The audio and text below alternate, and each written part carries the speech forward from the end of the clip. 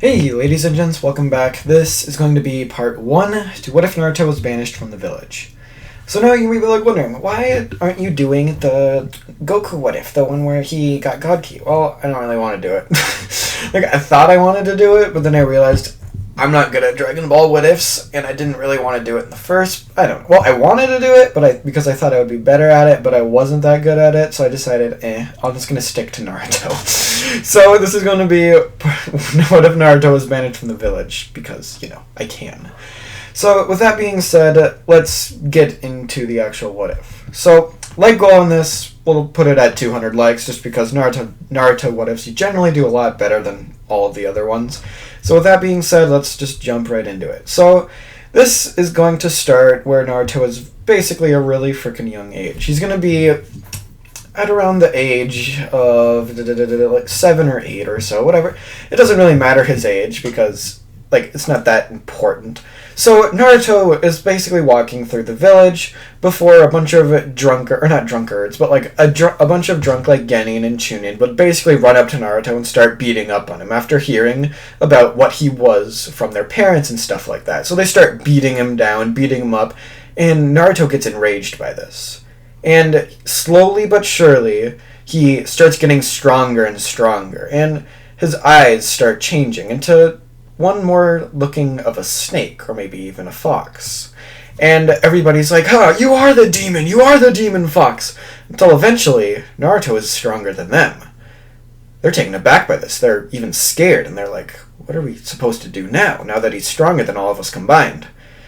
And as this fight continues, and they're more on the defensive than Naruto now, they start getting more and more afraid as Naruto starts getting more and more bloodlusted and more powerful, and they're like, what are we supposed to do against this? Naruto slowly unleashes more and more power. Eventually, he even gains this orange chakra around him. And he starts losing, he completely loses control and goes completely rampant on all of these Chunin and Genin around him. More Chunin and Genin would end up joining the fight, and they would be doing a little bit better than the rest, but eventually Naruto would overpower them as well, as more and more of this chakra is seeping out of him. Everybody's wondering what it is, but then everybody realizes it. Eventually, the word goes to the third Hokage that Naruto the Demon Fox is basically being taken over by the Nine-Tails. Hiruzen would then run down and he'd basically see this happening, and he'd see Naruto sprouting an entire tail. Basically taking on groups of Chunin and some low-level Jonin at this point. As he loses more and more control, he eventually gets to the point where the fourth tail comes out. And instead of being the normal, chakra going around him, it's the version 2 chakra. That really dark red chakra that basically does damage to the body. Naruto gains an absolutely massive power boost from the one tail from basically 3 to 4. And he is taking on Jonin after Jonin. Kakashi comes out. He can't use the Sharingan to suppress the power. Eventually Hiruzen would come out. And he would basically have been watching this fight for a while and realize now that he has to get involved. He has to do something. And he shows up in front of it, and he starts using, and he takes out his staff. Or, no, he summons, what the heck is that monkey's name? He summons the monkey, turns it into the staff, and he begins pushing Naruto out of the village. Naruto eventually would get knocked out from this. That, or he would have met Minato, and when he was about to pull the seal off, and Naruto regained control. He falls over unconscious with a massively damaged body. Now, when Naruto would wake up, he'd be in the hospital. He would be partially healed, but most of his wounds would still be really bad. When he wakes up, a bunch of Jonin and Black Ops Ninja would be surrounding him. Naruto would realize what happened, because he remembered the beginning of the fight with all the Genin and Chunin, and he knows exactly what's about to happen next. And as Naruto's thinking this, Hiruzen the third Hokage walks in and tells all of the people to basically lower their weapons. Naruto looks at him with a single tear falling down his eye, and Hiruzen basically has a similar look, and he basically just tells Naruto, Naruto, you have to leave the village now. You are banished. You are not to come back, and we will be marking you as a rogue ninja. Naruto feels extremely saddened by this. Not to the point where he would be if he had absolutely no idea what was happening. He figured something similar to this would happen, and he's glad that Hiruzen isn't just going to kill him. So then, Naruto gets up, and without saying even a word, he walks out of the hospital, back to his basically little apartment building. After getting there, Naruto gathers up all of his belongings, which, to be honest, isn't all too much. All of his measly money that he actually would end up having, and he puts it all in this little, bandana, grabbing a stick, winging it over his shoulder. As Naruto is walking out of the village, he can tell that all of the villagers are looking at him, along with some of the students from his class. They're all wondering exactly what's going on with him. The villagers are pretty happy because they've heard, and eventually Naruto would bump into one of his teammates, this teammate being Sakura. Sakura would basically have heard of all the things that Naruto did, and she'd be calling him a monster, and she'd be saying how she doesn't even want to be, why are they even in the same class? Why this? Why that? Naruto doesn't say anything. He just walks away, shrugging his shoulders a little bit. Ino then talks to Sakura, and she basically just tells Sakura, he was just exiled from the village, and we won't ever see him again. Or at least we shouldn't. Sakura starts feeling a little bit, worse about what she just said, and turns around to try saying sorry to Naruto, but Naruto's already gone.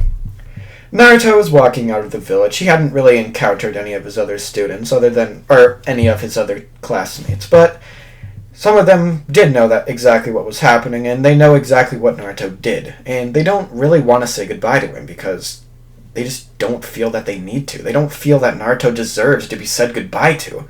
He's a monster, and he just proved it. So, as Naruto's walking out of the village, the last person that he sees is actually Hinata. She's basically, after Naruto left the village a little bit, she's basically on the trail a little bit in the woods. She walks out, and she basically tells Naruto, I'm coming with you! Naruto looks up at her, and he's like, why would you want to do that? Why don't you just be like the rest of them? Why don't you just leave me? Why don't you leave me alone? Nothing good will come from coming with me. Hinata would basically look at Naruto a little bit saddened by the way he feels. Because remember, at this point, Naruto is kind of like how the thumbnail suggests, Naruto's kind of at that swing stage in his life where he doesn't, nobody really cares about him. He only has a few friends, but he tries to keep his, he tries to keep his high hopes up. But this was just too much for him. He was basically delving into the hatred of his own heart. And the hatred of the Nine Tails. As Naruto basically tells this to Hinata, he begins trying to walk away again. But she would stop him because, she's stalking him and she likes him a lot. She likes him at this point, obviously. Naruto just basically shrugs her off. He is like, don't come with me. You shouldn't come with me. What about your family? What about the people who care about you? Hinata would basically tell Naruto. She's like, I don't know if I want to be with my family because they were some of the people that voted to get you out of the village. There's only about one person who tried to get you to stay, that being Hiruzen. Naruto's like, or people like Shikadai, or Shikamaru's dad and Choji's dad would probably not really give too much fuck about Naruto, so they'd probably not vote for him to be gone too, but every other village elder ever would be like, yeah, we want him gone. So Naruto's like, you shouldn't have to blame them for that. It's completely my fault. I shouldn't have lost control. I shouldn't have been so mad by those people attacking me. I should be used to it at this point. Hinata she's feeling even more sad by this because she didn't realize just quite how much hatred Naruto had to take in from the rest of the villagers. How much of this hatred was basically being laid on his shoulders. And Naruto's just like, please, just stay here. Hinata obviously would be like, I'm not gonna fucking stay here, I'm coming with you. And Naruto would be like, oh my god, fine. He's basically trying to think of a way to get her to stay, but he can't really think of one. He's already said everything on his mind. He's said everything that he could in order to defend her. So, with the bandages still all around his body from the burns of the Kyuubi chakra, he walks out of the village with Hinata. So, as Naruto's leaving the village, basically leaving the village completely behind, and he imagine his feelings right now. At this point, he was developing a hatred for the village. Just, inherently, who wouldn't, want to completely destroy the village? The only thing that might keep him from trying not destroying the village or not giving in to the Nine Tails inside of him would be Hinata being there. But that's where I'm going to leave this part off. Sorry for the short video, guys. I literally just need to go to work in about 10 minutes, and I still need to upload this. So I'll see you guys in the next part. Remember, like goal is 200 likes. So see you guys later. Peace out.